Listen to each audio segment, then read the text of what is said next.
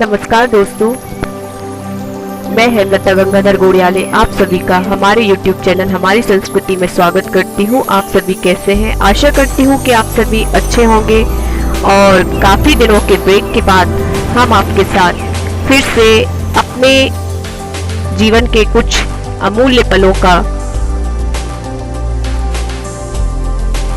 Video लेकर आ रहे हैं, जिसमें हमारे मायके में सुहागनें किस प्रकार से की जाती हैं। और ये आप देख रहे हैं कि सुहागनों के लिए जो भोजन तैयार हो रहा है उसके कुछ पल। आप सभी जानते हैं कि हर प्रांत हर जगह में हमारे भारतीय संस्कृति के अनुसार अलग अलग परंपरा और अलग अलग तरीके से विधानों के द्वारा रीति रिवाज निभाए जाते हैं। हमारे घर में भी एक परंपरा है कि शादी के बाद सुहागनें की जाती हैं। जो मेरी छोटी सिस्टर की शादी हुई थी पिछले जुलाई में, उसी की सुहागनें जो मेरी माँ के द्वारा मेरे मायके में करवाई गई और हम सभी इकट्ठे हुए थे। और आप ये देख सकते हैं हमारी सबकी तैयारियां। और काफ़ी भीड़ और व्यस्त होने की वजह से हम नज़दीक से इस वीडियो को शूट नहीं कर पाए, लेकिन जो भी पल है वह आपके साथ हम शेयर करते आए हैं। तो हमने सोचा आपके साथ इन पलों को भी शेयर करें। और ये सुहागनों की जो पूजा है वह की जा रही है। सभी सुहागनें व्रत रखती हैं और यहाँ सभी को आमंत्रित किया गया है।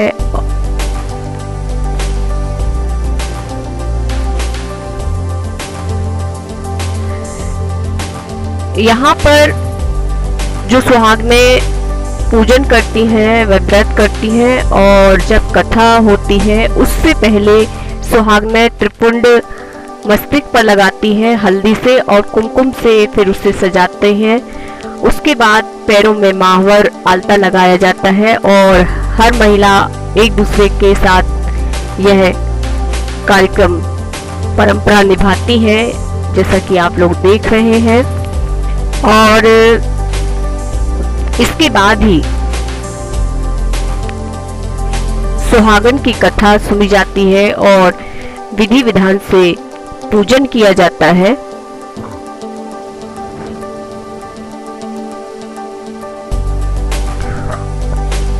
और ये काफी सौभाग्य की बात होती है कि जब सभी सुहागनें इस तरह से एकत्र होती हैं, और ये बहुत भाग्यशाली होता है कि इस तरह के कार्यक्रम में सब अपनी भागीदारी दें। सभी जगह की अलग अलग परंपरा होती है।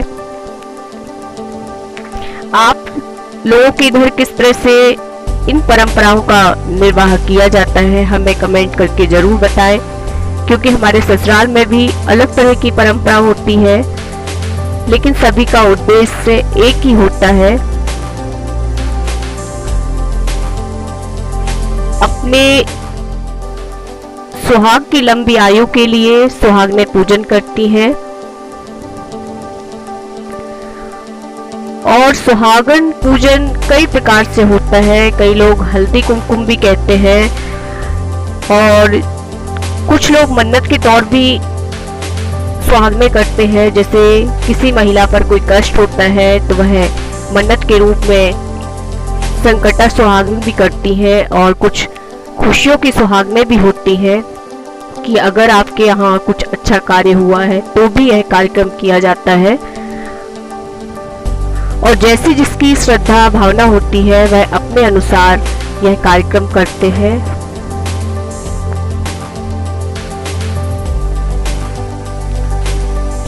और हमारे यहाँ शादी के बाद यह परंपरा निभाई जाती है। थोड़ा सा समय जरूर लगा, और हर चीज का समय होता है, क्योंकि हम सब इकट्ठे नहीं हो पा रहे थे, सभी अपने अपने कार्यों में व्यस्त होने की वजह से। और जैसे ही हमें यह मौका मिला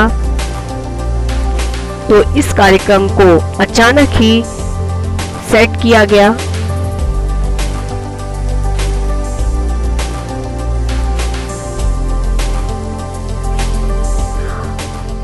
और इस कथा में यहाँ पर जो विधान है कि जब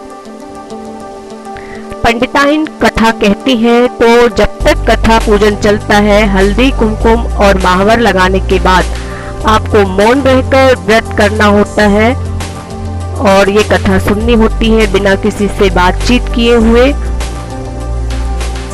और गुड़ चना मिष्टान पान के दोने तैयार किए जाते हैं जो महिलाएं प्रसाद के रूप में ग्रहण करती हैं। वह वीडियो हम शूट नहीं कर पाए हैं, लेकिन ऐसा विधान है यहाँ पर। और फिर उस दोने में से आपको 7 चने लेने होते हैं और उनका छिलका उतारकर आपको फेंकना नहीं है, वह छिलका आप अपनी दोने में ही रखते हैं। और जो 7 चने हैं वह पूजन के स्थान पर कथा सुनने के बाद रखा जाता है। और ये आप देख रहे हैं कि सभी महिलाएं एक दूसरे को हल्दी कुमकुम लगा रही हैं।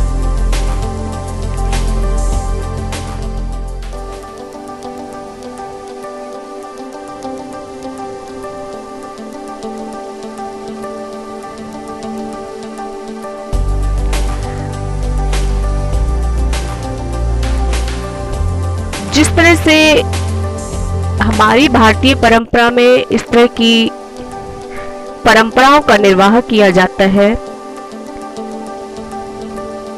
वह बड़ा ही अद्भुत और रोचक होता है।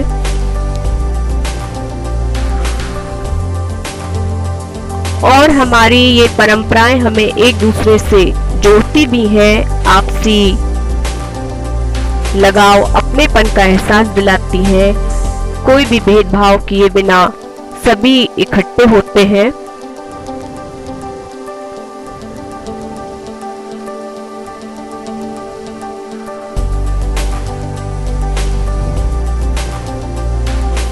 और आस्था विश्वास के साथ इस कथन का श्रवण किया जाता है। जैसा कि हमने आपको बताया कि मौन रहकर यह कथा सुनी जाती है।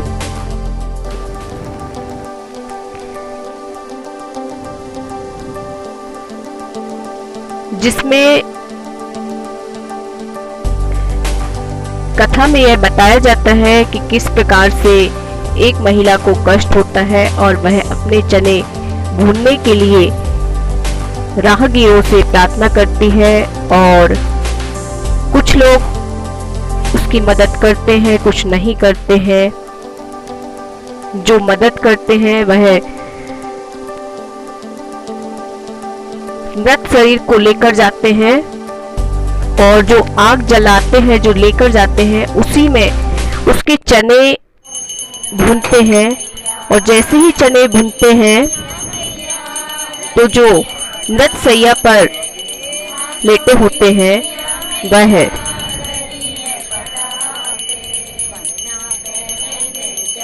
उठकर खड़े हो जाते हैं। और यहाँ पर ये जो सुहागन मैया की आरती हो रही है उसका भी आप लोग आनंद लीजिए।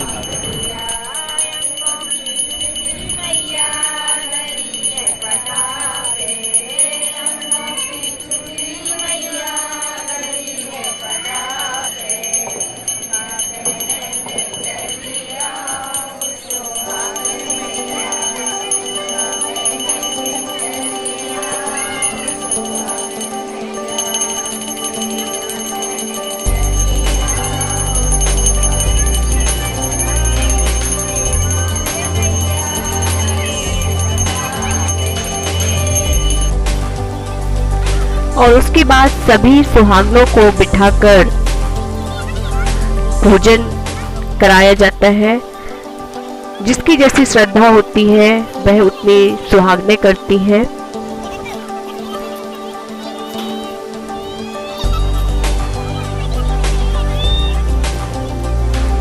और जो सुहाग होता है, जो चढ़ाया जाता है, चूड़ी, बिंदी, महावर, मेहंदी, जो 16 श्रृंगार होते हैं, वह सभी सुहागनें पूजन के बाद लेती हैं और यही पूजन में रखा जाता है। और फिर उसके आखिरी के कार्यक्रम में हम सभी बैठकर भोजन ग्रहण किया। सबके खाना खाने के बाद, भोजन ग्रहण करने के बाद ये कुछ जो पल हैं हम आपके साथ शेयर कर रहे हैं।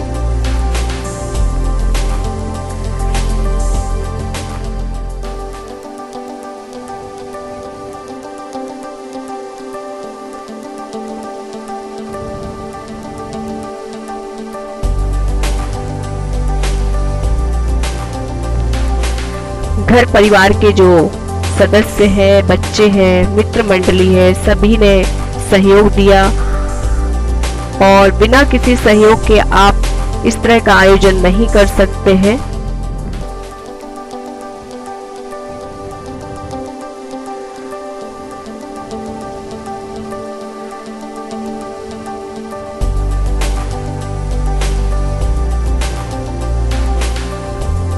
अगर आपको मेरे वीडियो अच्छे लग रहे हैं तो please like, share and subscribe करना बिल्कुल भी ना भूलें। अपने कमेंट्स जरूर करें और जितना ज्यादा से ज्यादा हो शेयर करें। Thanks for watching.